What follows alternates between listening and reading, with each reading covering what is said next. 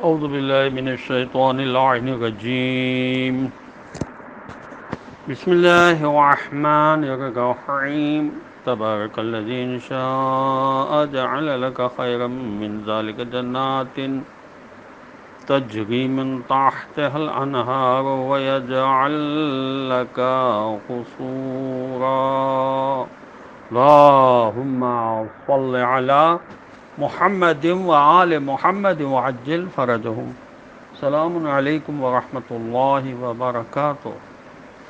اللہ تبارک و تعالیٰ کا شکر ہے کہ میں نے سورہ فرقان جو قرآن مجید کا 25 نمبر کا سورہ ہے اس کی آیت نمبر 10 کی تلاوت کا شرف حاصل کیا، جس کا ترجمہ یہ ہے کہ بابرکت ہے وہ ذات کہ اگر وہ چاہے تو آپ کے لیے اس سے بہتر ایسے باغات بنا دے جن کے نیچے نہریں بہتی ہوں، اور آپ کے لیے بڑے بڑے محل بھی بنا دے.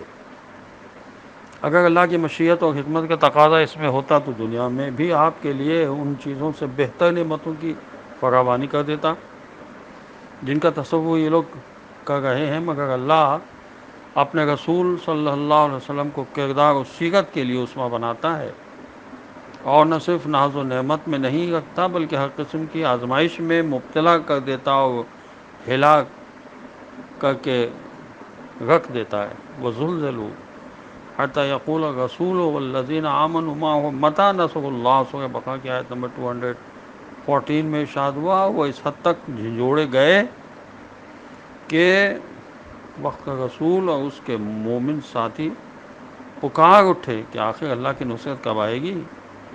یہاں تک کہ رسول اور رسول کے ساتھ ایمان لانے والے کہہ اٹھتے ہیں اللہ کی نصرت کب آئے گی. یہ آزمائش اس حد تک کٹھن ہوتی ہے کہ نا امیدی کی سرحد تک پہنچنے والے ہوتے ہیں. حتی اذا استیأس الرسل وظنوا انہم قد کذبوا جاءہم نصرنا. سورہ یوسف جو قرآن مجید کا 12 نمبر کا سورہ ہے اس کی آیت نمبر 110 میں ارشاد ہوا کہ یہاں تک کہ جب انبیاء علیہ السلام لوگوں سے مایوس ہو گئے اور لوگ بھی یہ خیال کرنے لگے کہ ان سے جھوٹ بولا گیا تھا تو پیغمبروں کے لیے ہماری نصرت پہنچ گئی.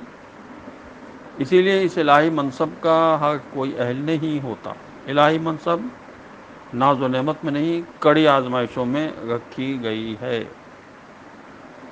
حصول علم کے متعلق ایک جامع حدیث عرض کر رہا ہوں جہاں تک بھی ہو سکے گا، اور وہ یہ کہ حضرت علامہ مجلسی رضوان اللہ علیہ فرماتے ہیں کہ میں نے شیخ بھائی قدس اللہ روحہ کے ہاتھوں کی لکھی ہوئی تحریر دیکھی جو اس طرح تھی کہ شیخ شمس الدین محمد بن مکی کہتے ہیں کہ میں نے شیخ احمد فرحانی کی تحریر سے بصری کے عنوان سے نقل کیا ہے. وہ ایک بوڑھے بزرگ تھے جن کی عمر 94 سال تھی. وہ کہتے ہیں میں مالک بن انس کے پاس کئی سال تک آتا جاتا رہا.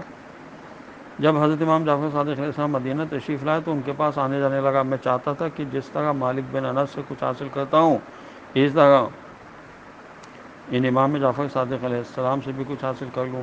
تو امام علیہ السلام نے ایک دن مجھ سے فرمایا کہ میں حکومت کی نگاہوں میں ہوں، نیز دن رات درود و وظیفے میں مشغول رہتا ہوں، لہذا تم ان اور وظائف سے میری توجہ نہ ہٹاؤ اور مالک ہی سے علم حاصل کرو. جیسے پہلے ان کے پاس آیا جایا کرتے تھے اسی طرح اب بھی انہی کے پاس جایا کرو. یہ بات سن کر میں سخت مغموم ہوا. وہاں سے اٹھ کر کھڑا ہوا اور اپنے دل میں کہا کہ اگر امام علیہ السلام مجھ میں کچھ اچھائی نظر اگر امام علیہ السلام کو مجھ میں کچھ اچھائی نظر آتی تو وہ ہرگز مجھے جھڑک نہ دیتے. چنانچہ میں مسجد نبوی صلی اللہ علیہ وسلم میں داخل ہوا، وہاں حضرت صلی اللہ علیہ وسلم پر سلام کیا، پھر صبح کو روضہ رسول میں داخل ہوا، وہاں پر 2 رکعت نماز پڑھی اور دعا کی یا اللہ میں تجھ سے درخواست کرتا ہوں کہ مجھ پر حضرت امام جعفر صادق علیہ السلام کی محبت کا رخ موڑ دے اور مجھے ان کے علم سے اس قدر عطا فرما کہ میں اس کے ذریعے تیری سیدھی راہ پر چلتا رہوں. یہ کہا اور غمگین ہو کر اپنے گھر واپس آ گئے. جب سے مجھے حضرت امام جعفر صادق علیہ السلام کی محبت کا جام پلا دیا گیا اس وقت سے میں مالک بن انس کے پاس نہیں گیا.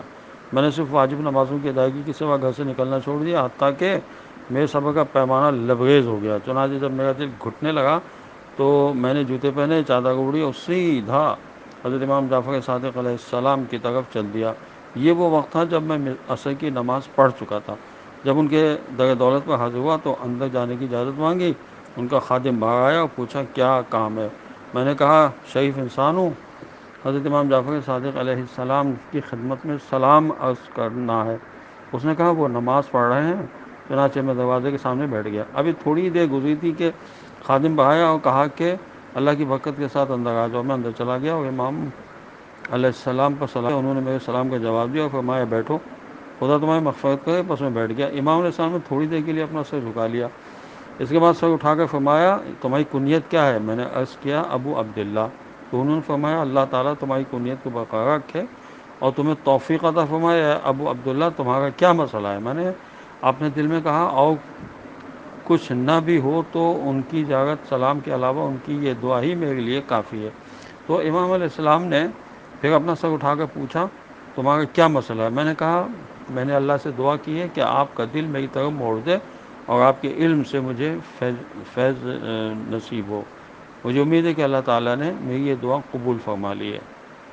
تو امام علیہ السلام نے فرمایا اے ابو عبداللہ، علم سیکھنے سے نہیں آتا بلکہ یہ ایک نور ہے، اللہ تعالیٰ جسے ہدایت دینا چاہے یہ اس کے دل میں داخل ہو جاتا ہے۔ والسلام علیکم ورحمۃ اللہ وبرکاتہ۔